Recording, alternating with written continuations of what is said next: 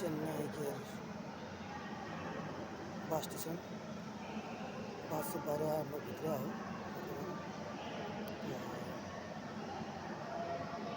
कलापकम new bus stand है इधर बोले एशिया का सबसे बड़ो एशिया महादेश में सबसे बड़ो बस स्टैंड लगे बहुत बस है। और यहाँ का सबसे बढ़िया चीज़ है ये तो बैग भी कहूँ रख देवे एक खन के दुनिया में बैग भी कहूँ रख देवे तो वो बैग के उठा के ना लगे इधर वस्तु इतना सुरक्षित है तो कहाँ भी जाके छिटपतरा घुमाई दे हमसे लगे थे इधर वस्तु कोनो भी बना एकदम सफा सुथरा सफा तो भैया एक एक एरिया में खुला है। और यहाँ अगर बाथरूम में इतना टिप टॉप है एक